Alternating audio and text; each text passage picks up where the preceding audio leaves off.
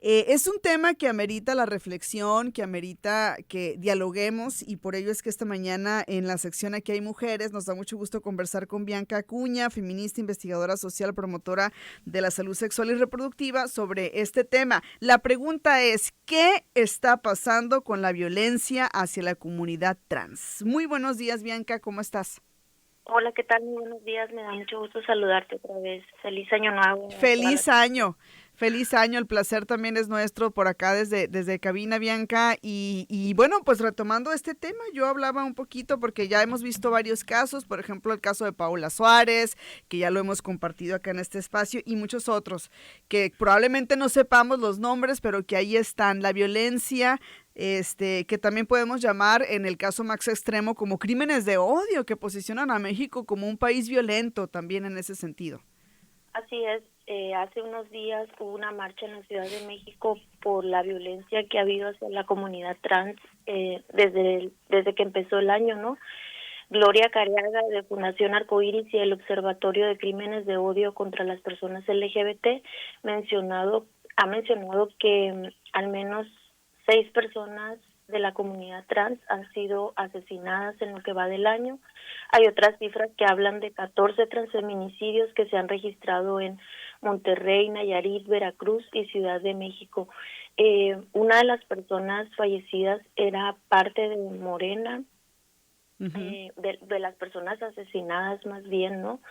Estaba como aspirante a ser senadora también de la República. Entonces, como tú mencionaste, desde el año pasado con el asesinato del magistrado, y en este año con el caso de esta influencer, y todas las violencias que hemos visto al parecer se están exacerbando, ¿no? Y me parece como bien complejo porque por un lado hoy más que nunca estamos hablando de los derechos hacia las comunidades trans, la ley de no binaria que permite a las personas que puedan ser reconocidas legalmente su identidad, ¿no? Hasta el otro extremo del pues tristemente las declaraciones de hace unos días del presidente de la República que dijo que había besado a un hombre vestido de mujer, ¿no? Una cosa así.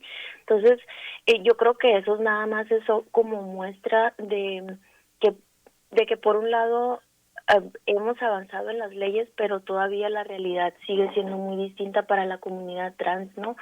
Hay información que habla que la comunidad trans está atrapada en una espiral de exclusión y marginación porque son acosados en las escuelas, son rechazados por su familia, son expulsados a la calle y bueno, se les niega el acceso al empleo, cuando son personas todavía más vulnerabilizadas que pertenecen a una minoría étnica, que son migrantes, que son personas de color, que viven con VIH o que son trabajadoras sexuales, todavía corren un riesgo especial de sufrir violencia que incluye asesinatos, palizas, mutilaciones, violaciones y otras formas de abuso y maltrato, ¿no?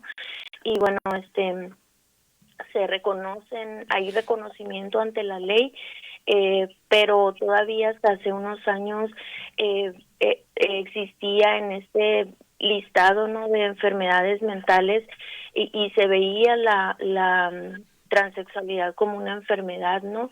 Y bueno, hay también información que menciona que pues la esperanza de vida de una persona trans en Latinoamérica es de 35 años, el 77% todavía son expulsados de sus hogares desde muy jóvenes y bueno, las mujeres trans que ejercen el trabajo sexual son todavía más vulnerables a la violencia y en los centros de salud, en los servicios médicos, el 52% todavía sufre discriminación, ¿no? Y son exactamente uno de los grupos que sufren mayor discriminación y violencia en todo el mundo, especialmente en Latinoamérica. Yo creo que esta información nos debe hacer reflexionar sobre qué podemos hacer nosotros para apoyar a las personas trans que conocemos, ¿no? Ujú. Y que en menor medida sufran estas violencias.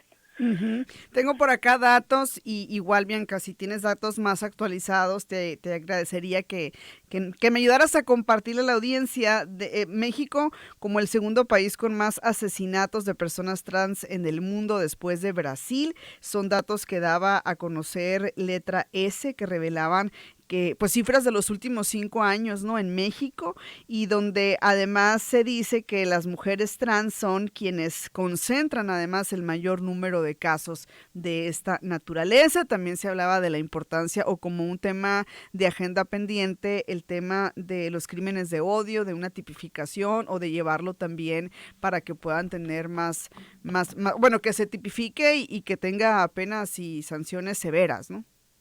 Así es. De hecho, la ONU aconseja Ajá. a los estados que se revisen las clasificaciones médicas que este catalogan a las personas trans como enfermas, ¿no? Y que se adopten fuertes medidas que incluyan campañas de educación y sensibilización para eliminar el estigma asociado a la diversidad de género, que se proporcione acceso a servicios de atención sanitaria de buena calidad y información relacionada con la salud de las personas trans, y considerar la posibilidad de establecer la prestación de atención para la afirmación de género como una obligación del Estado que no depende de un diagnóstico. También que se adopten medidas enérgicas para poner fin a la violencia, a las llamadas terapias de conversión, al tratamiento involuntario, las evaluaciones psiquiátricas forzadas, incluso cirugías forzadas o coercitivas, ¿no? Yo creo que sí es un tema bien complejo, bien amplio. Yo creo también que hay que tratarlo con mucho respeto, ¿no? Porque sobre todo cuando no perteneces a la comunidad, la forma en cómo nombramos, simplemente la forma en cómo nombramos a la población, yo creo que desde ahí viene el reconocimiento, ¿no? Y respetar los pronombres y el género con el que se siente identificada cada persona, y preguntarle de forma amable cómo quiere ser llamado.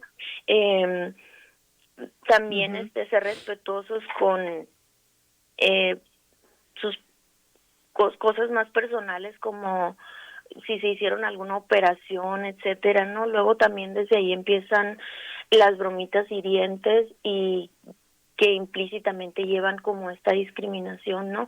Yo creo Ujú. que conocer también las cifras de la violencia hacia las personas trans es complejo, porque hay muchas violencias que son normalizadas y hay muchas cosas que no son nombradas como tal, como violencia, ¿no? Ujú, exactamente, ¿no? Y esto que nos compartes también es muy importante porque son aspectos que a lo mejor cada persona puede tomar en cuenta, puede llevar a cabo para evitar discriminación, porque además luego este tipo de situaciones se normalizan y se convierten también en discriminaciones, y de esta forma pues vamos a tener también una cultura de respeto y una cultura también de convivencia sana, ¿no? Eso es muy, pero muy importante. Entonces, ¿cómo podríamos cerrar esta conversación, Bianca? Ya por último, un último comentario o una última reflexión que nos quisieras también compartir, que hay pendiente también. Yo me imagino hay muchísimo por hacer, pero tú de manera puntual, ¿qué consideras que sería así lo inmediato ante también esta ola de violencia que siento o que sentimos y que hemos visto en los últimos meses que se ha acrecentado? Yo creo que desde distintos sectores podemos empezar de alguna forma apoyar, ¿no? Yo creo que Ujú. es importante no guardar silencio si alguien insulta o si utiliza estereotipos hacia las personas trans. Yo creo que es importante también apoyar y exigir las leyes que protejan los derechos humanos de la comunidad trans. Y bueno, yo como feminista creo que es bien importante la autocrítica dentro del feminismo, ¿no? Porque incluso hay grupos que niegan la existencia y los derechos de esta comunidad, y yo creo que desde justo esa autocrítica, ahí en alguna de las marchas recuerdo mucho uno de los carteles que mencionaba: incluir no es borrar, ¿no? Porque hay ciertos sectores conservadores del feminismo que tienen miedo de que se borren los derechos de las mujeres por incluir los derechos de la comunidad trans, ¿no? Y yo creo que desde ahí, desde siendo el feminismo una postura crítica y política, desde ahí es importante como empezar a cuestionarnos desde dónde nos estamos posicionando y como sociedad, justo nada más reconocer que el otro es distinto y que su diferencia no me borra a mí, ni mi existencia, ni mis derechos, ¿no? Esto me parece bien importante, esta reflexión que nos compartes, Bianca, porque me parece que todo suma en realidad, no todo suma y así es como se debería de ver entonces. Muchísimas gracias, Bianca, como siempre, por esta intervención que tan amablemente nos compartes. Vamos a estar en contacto contigo. En 2 semanas más nos comunicamos de nuevo para abordar otro tema de relevancia. Te agradecemos y te enviamos un saludo. Un saludote, hasta luego.